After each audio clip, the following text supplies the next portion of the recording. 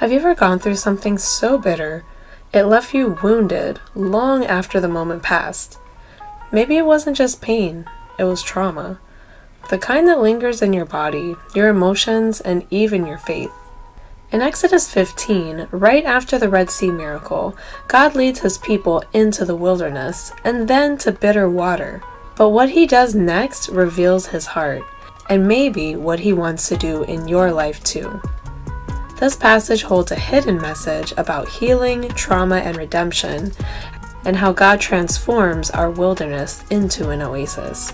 Let's unpack Exodus 15, 22 to 27. So I was reading Exodus 15 last night. I found a really interesting kind of hidden message in here. I've read this before, but I never really truly broke it down. So let's start in Exodus 15:22, from victory to wilderness. So it says, Then Moses made Israel set out from the Red Sea, and they went into the wilderness of Shur.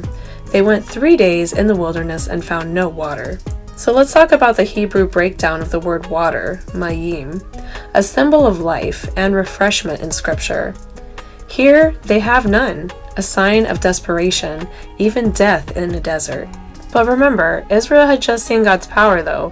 Deliverance from Egypt, the Red Sea miracle, the Song of Moses and Miriam. Everybody was so happy and excited. Great is our God, right? But just 3 days later, they're in the wilderness with no water, dehydrated, disoriented, and desperate. And I totally get it. Sometimes we go through something with God and we're like, oh my gosh, wow. And you have this miracle and you have this big thing. And then something bad happens and you're just like, God, what's going on? I can't believe this. I can't believe you let this happen. And we just forget all about it that quickly, and I think that's kind of what the Israelites did here. But we have to keep in mind that even after a big breakthrough like that, God does sometimes lead us into dryness. But he does it sometimes to expose what still needs healing in our lives. So let's go to the next verse, Exodus 15:23 to 24, where they talk about the bitter water of Marah. When they come to Marah, they could not drink the water of Marah because it was bitter. Therefore it was named Marah, and the people grumbled against Moses, saying, What shall we drink? So let's break down the Hebrew word for bitter and Marah. The word for bitter means mar, the root, marar, meaning to be bitter, harsh, or grieved. Marah, bitterness, the very name of the place, reflects their condition. And this wasn't just about the taste of the water was actually likely contaminated and undrinkable. Maybe even like a salt pond or brackish water or just contaminated in general. So not only was the water bitter, it may even have been symbolic of the trauma that was still inside of them. They had been enslaved for 400 years, and even though they were physically free, they were still bitter inside of their souls. Egypt left scars not just on their backs, but also in their hearts. Think about it.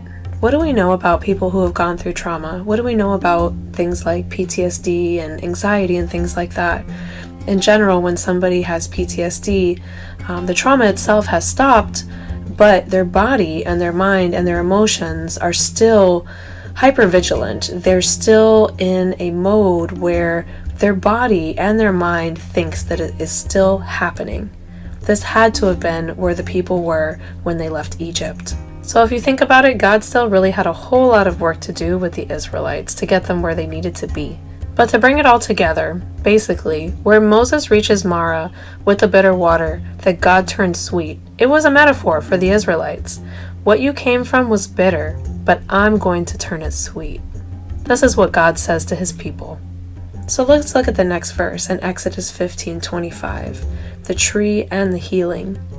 And he cried out to the Lord, and the Lord showed him a log, and he threw it into the water, and then the water became sweet. So let's break down the Hebrew for the word log or tree. The word is etz, which can mean tree, wood, or timber. And it appears in other places like in Genesis in the tree of life, in the altar of sacrifices, and symbolically in 1 Peter as the cross. Interesting. We'll talk more about that later. And the word sweet, matak, meaning to become pleasant, palatable, or wholesome. God shows Moses a tree, and when he throws it in, the bitter water, it becomes sweet.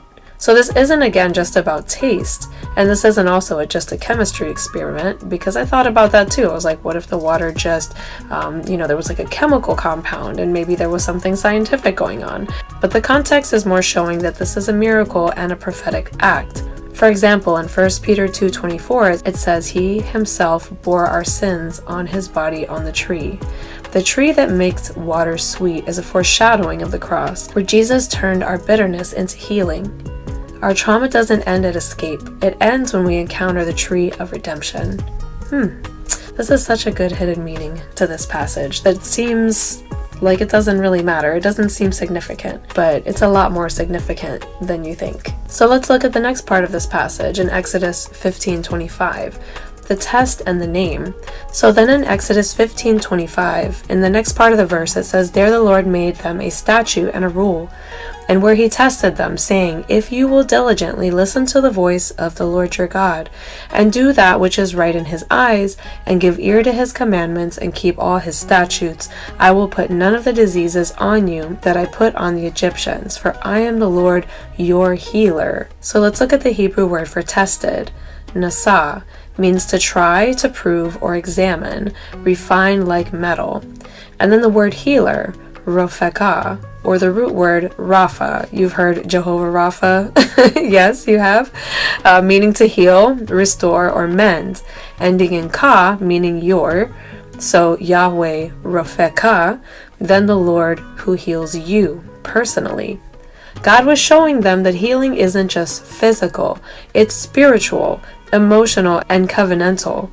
He wasn't just saving their bodies, he was healing what slavery had broken inside of them.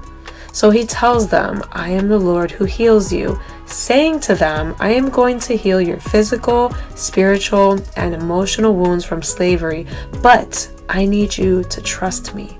So this was a test. This wasn't just God being mean or giving them a test to be like, "Oh no, you failed, you were wrong." He was letting them know, "Hey, I need you to trust me that when you're in a situation that I will be your God and that I'm here to heal you." He was trying to get them to trust him, to show them that he's their healer, that he's their provider, and that he's going to take care of them. Because remember, the Israelites don't really know him yet. They don't know what kind of God he is. I mean, they have seen somewhat what kind of God he is by, the plagues and delivering them from Egypt and like stuff like that. But they don't really know him yet. But they're about to find out. So I made an interesting connection here of the water of Marah to the living water of Christ. So in John 4:13-14, Jesus says to the Samaritan woman at the well, "Everyone who drinks of this water will be thirsty again, but whoever drinks of the water that I give them will never be thirsty again. The water that I will give him will become a spring of water welling up to the eternal life." Jesus meets a broken woman at the well, just like Marah.